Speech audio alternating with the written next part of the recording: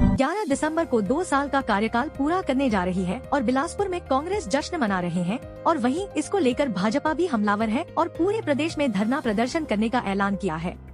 देखिए, हिमाचल प्रदेश के लोगों ने विधानसभा में बदलाव किया और कांग्रेस पार्टी की सरकार 2 साल पहले हिमाचल में बने और 11 दिसंबर को माननीय ठाकुर सुखविंदर सिंह सुक्खू जी ने चीफ मिनिस्टर की ओथ ली और 2 साल का जो कार्यकाल हमारा 11 दिसंबर को पूरा होने जा रहा है। इस सरकार में 2 साल में बहुत सारे चैलेंजेस भी थे। उन चैलेंजेस के बावजूद, चाहे आप आर्थिक चैलेंजेस की बात करें, अर्थव्यवस्था की बात करें या प्राकृतिक आपदा की चैलेंज था सामने, वो भी एक दूसरा बड़ा चैलेंज था। उसके बाद तीसरा बड़ा चैलेंज था, जिस प्रकार से एक राजनीतिक आपदा हिमाचल प्रदेश पे आई, एक लोगों द्वारा चुनी गई सरकार को गिराने का प्रयास भाजपा द्वारा किया गया, वो फेल हुआ हिमाचल प्रदेश के लोगों के आशीर्वाद से। तो ये इस तरह की चुनौतियों के बाद 2 वर्ष का जो कार्यकाल हमारी सरकार का रहा, बहुत उपलब्धियों वाला रहा। इन चुनौतियों से भी पार पाया तीनों, और उसके बावजूद आज जो अर्थव्यवस्था है, हमारी आर्थिक स्थिति है, बड़ी तेज़ी से जो है इम्प्रूव कर रही है।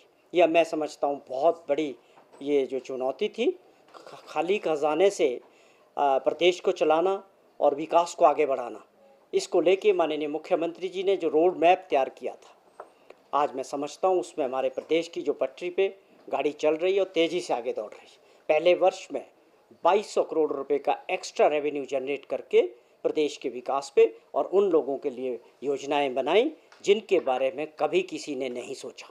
विपक्ष की बात करें, 5 साल का पिछला कार्यकाल जयराम जी की सरकार का गैर विज़न की सरकार रही, कोई उपलब्धियां नहीं हैं। मैं उनसे पूछता हूं कि वो अपने 5 वर्षों की 5 बड़ी उपलब्धियां बता सकते हैं, प्रदेश के सामने रख सकते हैं कि क्या उनका विज़न था उनकी सरकार का, क्या उन्होंने ऐसे फैसले लिए जिससे प्रदेश की आर्थिक स्थिति को ठीक किया जा सकता था।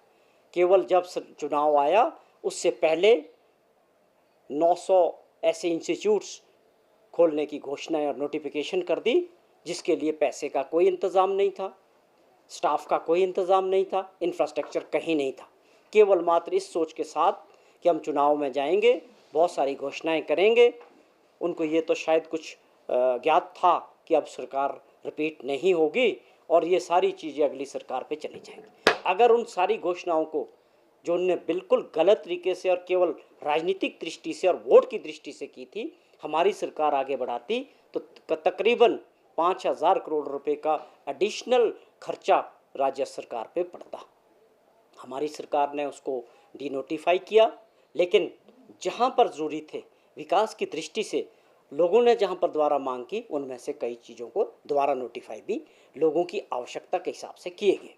तो वो सरकार क्या चैलेंज करेगी हमारे 2 साल के कार्यकाल की। हमारी बहुत उपलब्धियां हैं। हमने जो गारंटीज़ की बात की थी उसमें 5 गारंटी पे हमारी सरकार ने काम शुरू कर दिया, वो तेज़ी से आगे बढ़ रही है और अगली गारंटियों के बारे में भी सरकार गंभीरता से जो सब कमेटी बनी थी कैबिनेट की, उसमें काम कर रही है। तो ये औपचारिकता है विपक्ष की, केवल लोगों को भ्रमित करना। आपको अगर कुछ गवर्नर साहब के पास जाना है या कुछ कहना है तो आप इस बारे में बात करें कि क्यों आपने हिमाचल प्रदेश के लोकतंत्र का और लोगों के मतों का जो है मजाक उड़ाया, क्यों आप सरकार चुनी हुई लोगों द्वारा बार बार उसको कमज़ोर करना और गिराने का प्रयास किया। इसके जवाब देने चाहिए, जयराम जी को भी देने चाहिए और भाजपा को भी देने चाहिए कि क्या आपकी लोकतंत्र के प्रति, लोगों के प्रति यही एक समझ है कि लोगों द्वारा चुनी गई सरकार को आप कमज़ोर करना चाहते हैं। आपको 5 साल विपक्ष में बैठने का मैंडेट लोगों ने दिया। शिमला से कैमरामैन युगमार्ग टीवी।